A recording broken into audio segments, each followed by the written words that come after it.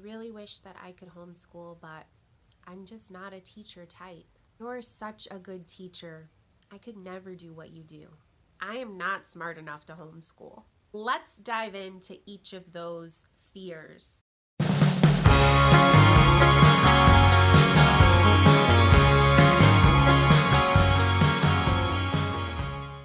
Hello everybody, my name is Kayla. Welcome to my channel. If you are coming back, welcome again. If you're new here, this is Ode to Abode, a channel where I love to share all about home education and homemaking, motherhood, all the highs and lows and adventures that come along with those things. Thank you so much for being here. Let's get into it. Today I want to talk to you guys about something that's really inspired by a lot of messages or comments that I've received over the years from dear friends and also total strangers. Usually after I share something on social media that we're doing in our homeschool, I get messages or comments along the same lines of, I'm not a good teacher, you're such a good teacher, I wish that I could homeschool, but I'm just not smart enough, qualified, patient enough, you name it, all of those little doubts that we as moms or as parents can hear when we're questioning whether homeschool is right for our family. So I want to address all of that head on today because I feel so passionately about homeschooling, and I really want to help any parents out there that are considering homeschooling. I want to help you to overcome that voice of self-doubt. One word that keeps getting repeated over and over is teacher. I'm not a good enough teacher. I'm not qualified to teach my kids. I'm not a patient person. All of these qualities that we might put under the umbrella of the word teacher. Usually when a mom or a parent is saying these comments, they might believe that there is a teacher type, and that some people are just innately born as that type of person and others, including themselves, are not. They might believe that the only people who are qualified to teach or to be teachers are very educated, very patient, good with children, all of the above. For whatever reason, they feel overwhelmed by the prospect of teaching their children. Let's dive into each of those fears. The first one being, some people are just innately good teachers and others aren't. I want to assure you, mamas, papas who might be listening to this, you are already a teacher for your child. From the moment that they were born, and even before they were born, you have been teaching them. They learned their mother tongue from you.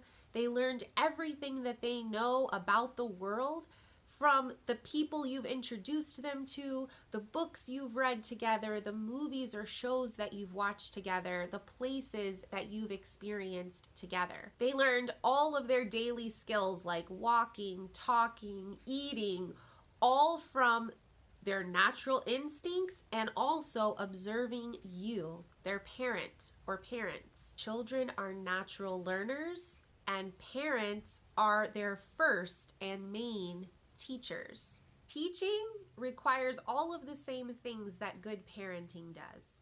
Patience, time, energy, sometimes research and study. So no, there isn't a teacher type or someone who's just innately good at this. Parenting doesn't come naturally to everyone, just like teaching doesn't come naturally to everyone. It's something that you do have to work at. Okay, let's get into our second fear, qualifications. I'm not smart enough. I'm not educated enough. I don't know what I would teach my kids. So let's compare what teachers in the school system do to homeschool parents. And I think you'll find they're not very similar at all. Teachers in the school system do need education and training. They also need to be paid a lot more money. There's a reason that they need that training. They're dealing with 30 plus kids that are virtual strangers to them. Each of those kids has a unique set of circumstances, a unique set of strengths, weaknesses, and of course, their individual personalities. In any given year, a teacher may have students who are dealing with extreme poverty, abuse in the home. Maybe they have learning differences or physical disabilities. Maybe they're dealing with bullying, or maybe they have behavior issues themselves and are bullying others or disrupting the class. There's a plethora of obstacles and stresses that public school teachers face. They're underpaid and overworked, and they deserve all of our recognition, praise, and respect. I would never compare what I do at home with my kids to what a public school teacher does, and neither should you. For me personally, I only have 2 children to keep up with every day. Even moms with larger families, you're still just dealing with your kids.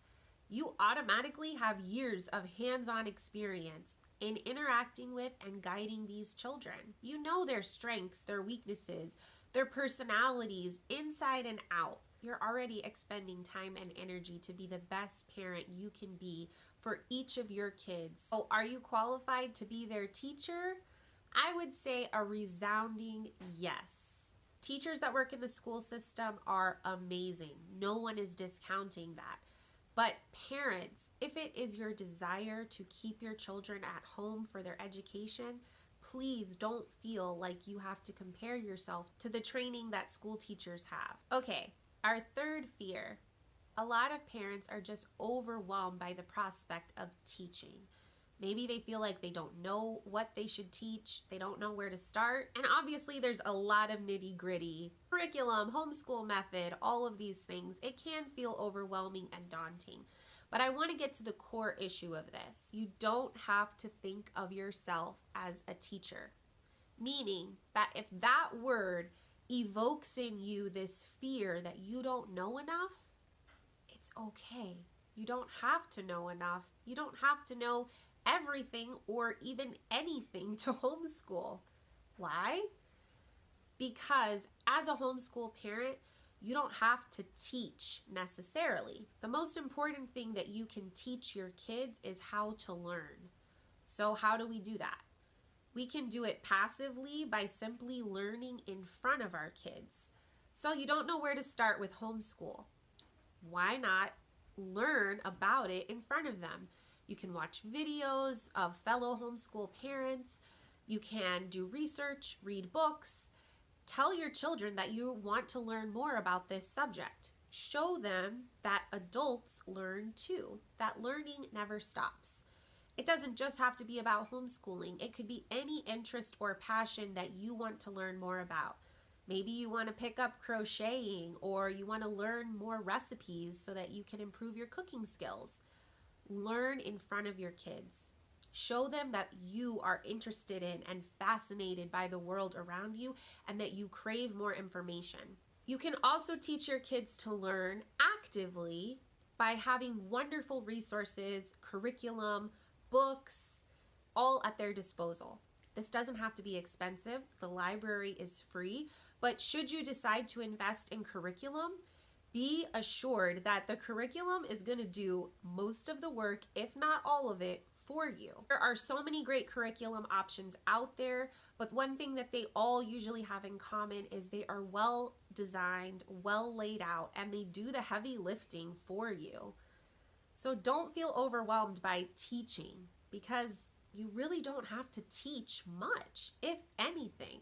Think of yourself more as a guide, a partner, and a fellow learner to your child. I also like to use the word curator, like a curator of a museum, because I love to collect resources for my children and myself so that we can all learn together, whether that be books, games, puzzles, even really great videos on YouTube. We use all of these things in our homeschool, and we all learn together from them. Homeschooling is wonderful because you can customize it to your family's needs, and you can be as hands-on or as hands-off as you want to be. It is so important, though, that your children see you as a lifelong learner, because you're teaching by example. I really hope that this video has given you some encouragement. If you've had these kinds of doubts, I hope maybe we helped put some of those fears to rest. Being a good teacher is not something that anyone's born with. You don't have to have any sort of higher education or qualifications. Don't compare yourself to teachers in the school system. Homeschool is nothing like that. If you're overwhelmed by what to teach or how to get started, please know that you are a partner with your child if you decide to home educate. It is a journey, a process, and it will take a little bit of effort in the beginning, but I promise you, you can do this. You have all of the same tools that me or any other homeschool parent had at the beginning. We all have to start somewhere. And we're all going to be ready to help you along the way with any questions that you might have. I do have a video of 5 simple steps when you're starting your homeschool. I'll link that down below if you think that it might be helpful to you. If you enjoyed this video, I hope that you'll consider giving it a thumbs up and telling your friends about us. I really want to offer encouragement to fellow homeschool families and also families who are on the fence about getting started. If you want to see more videos like this, all about home education, homemaking, parenthood, I hope you'll consider subscribing and sticking around. Click that notification bell so that you can be one of the first to know when I get a new video up. Thank you again and happy homeschooling. I'll see you in the next video.